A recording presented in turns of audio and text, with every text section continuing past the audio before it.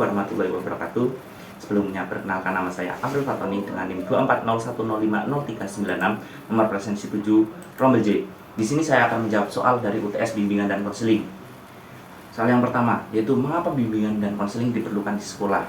Bimbingan dan konseling atau BK diperlukan di sekolah karena peserta didik tidak hanya menghadapi tantangan akademik, tetapi juga menghadapi berbagai masalah pribadi, sosial, dan emosional yang mempengaruhi proses belajar mereka.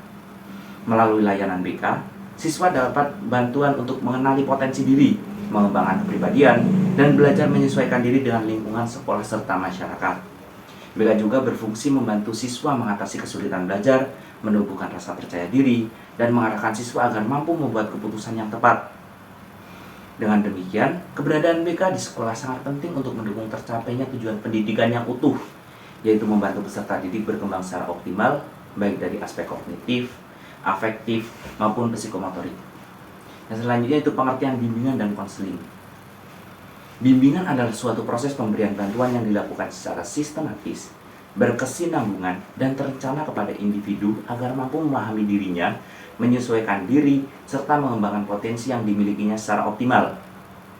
Sementara itu, konseling adalah proses komunikasi tatap muka antara konselor dan konseli, di mana konselor membantu konseli memahami masalah yang dihadapi, menemukan solusi, serta mengambil keputusan dengan bijaksana. Jadi, bimbingan bersifat lebih umum dan luas, sedangkan konseli lebih bersifat mendalam dan fokus pada permasalahan tertentu. Yang selanjutnya itu persamaan dan perbedaan bimbingan dan konseling. Persamaan antara bimbingan dan konseling terletak pada tujuan yang sama, yaitu membantu individu agar berkembang secara optimal dan mampu menyesuaikan diri dengan lingkungan. Keduanya sama-sama menggunakan prinsip kerahasiaan, kesukarelaan, dan dilaksanakan secara profesional.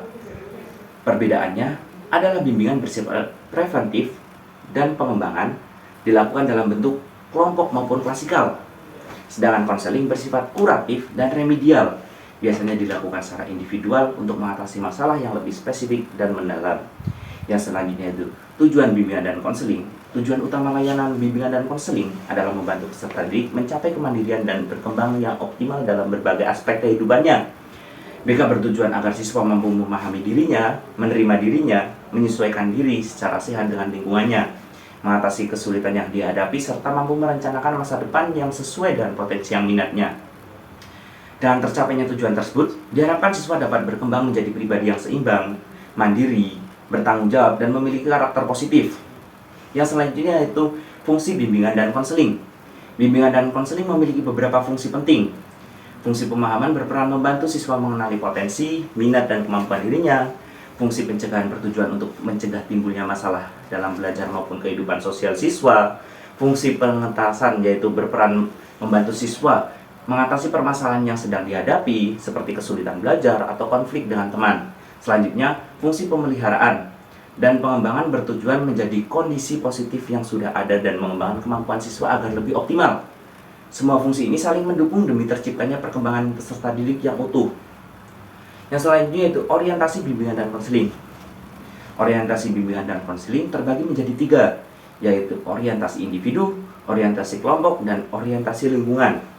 Orientasi individu menekankan perhatian pada kebutuhan dan karakter masing-masing peserta didik agar layanan diberikan sesuai dengan permasalahan yang dihadapi. Orientasi kelompok dilakukan dengan cara memberikan bimbingan secara bersama-sama, misalnya dalam bentuk diskusi atau kegiatan kelompok yang bertujuan meningkatkan kemampuan sosial. Sedangkan orientasi lingkungan menekankan pentingnya kerjasama antara sekolah, keluarga, dan masyarakat untuk menciptakan suasana yang mendukung perkembangan peserta didik.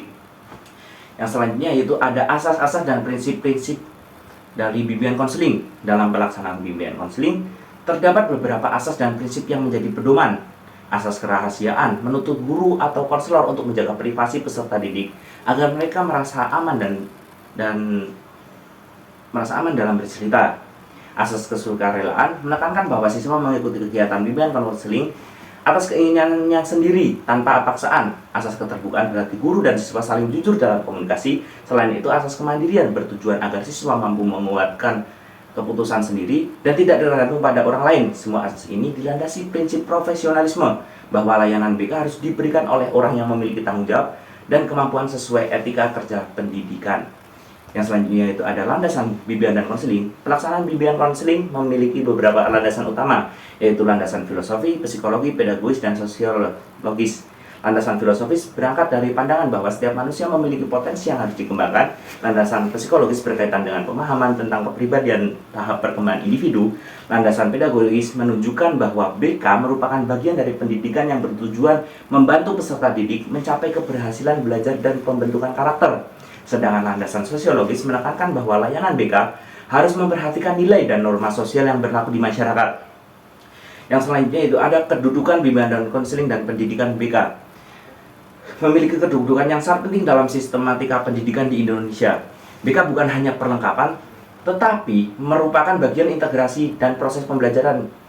Membantu tercapainya tujuan pendidikan nasional, layanan BK mendukung kegiatan belajar mengajar dan membantu siswa mengatasi hambatan belajar, menyesuaikan diri dengan sekolah, serta meningkatkan motivasi dan prestasi. Dengan demikian, BK menjadi jembatan antara aspek akademik dan non-akademik dalam perkembangan siswa. Yang selanjutnya itu 3 wilayah atau bidang BK dalam pendidikan formal. 3 wilayah utama dalam penyelenggaraan BK di sekolah meliputi bimbingan pribadi sosial, pembimbingan belajar, dan bimbingan karir. Pembimbingan pribadi dan sosial membantu siswa memahami diri dan berhubungan baik dengan orang lain.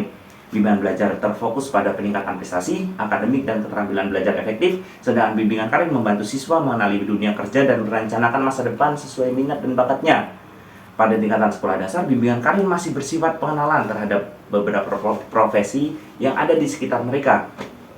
Yang selanjutnya yaitu keunikan dan keterkaitan tugas guru dan konselor.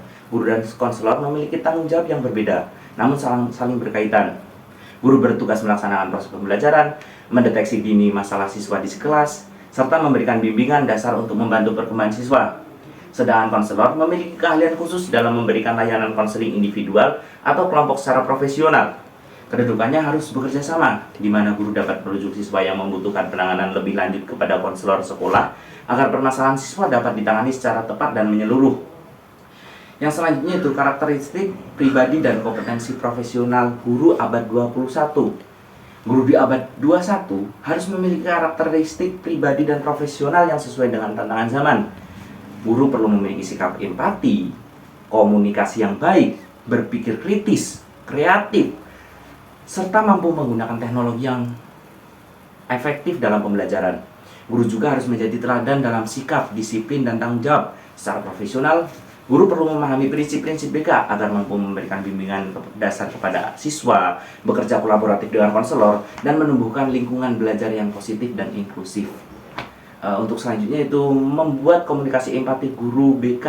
Komunikasi empati merupakan kemampuan guru dalam memahami perasaan, pikiran, dan pengalaman siswa dengan penuh kepedulian. Guru yang empatik mampu mendengarkan secara aktif dan menghakimi, merespon dengan kata-kata yang menenangkan, dan menunjukkan sikap menghargai.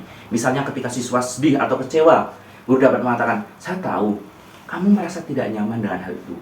Mari kita cari cara agar kamu bisa merasakan lebih baik."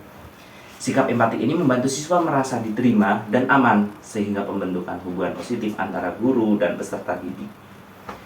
Yang selanjutnya itu saya akan menjawab soal yang nomor 2, yaitu penerapan fungsi dan orientasi dan asas BK oleh guru SD.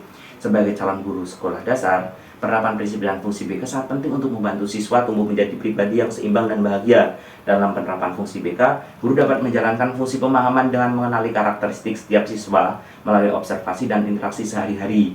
Fungsi pencegahan dapat dilakukan dengan menciptakan suasana kelas yang positif, menumbuhkan kerjasama, dan mencegah munculnya perilaku negatif. Fungsi pengentasan dilakukan ketika guru membantu siswa yang menghadapi kesulitan belajar atau masalah sosial dan memberikan bimbingan khusus.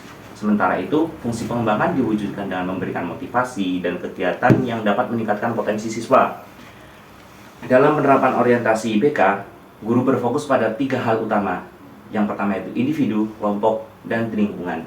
Pada orientasi individu, guru memberikan perhatian dan dukungan sesuai kebutuhan masing-masing siswa. Pada orientasi kelompok, guru melatih kerjasama dan empati melalui kegiatan kelompok. Sedangkan pada orientasi lingkungan, guru berkolaborasi dengan orang tua dan masyarakat agar perkembangan siswa berjalan seimbang antara di rumah dan juga di sekolah.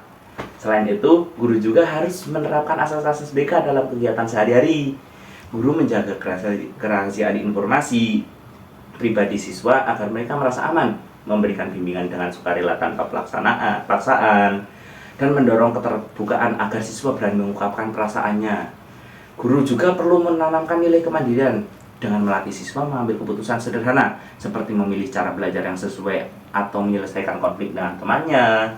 Penerapan ini dapat dilakukan melalui kegiatan seperti morning sharing, diskusi kelompok, permainan peran, refleksi diri, serta komunikasi keterbukaan antara guru dan siswa dan orang tua juga. Dan menerapkan fungsi orientasi dan asas BK tersebut, guru dapat menciptakan suasana belajar yang nyaman dan mendukung perkembangan pribadi serta sosial peserta didik. Sekian dari saya, kurang lebihnya mohon maaf bila ada kesalahan. Terima kasih. Wassalamualaikum warahmatullahi wabarakatuh.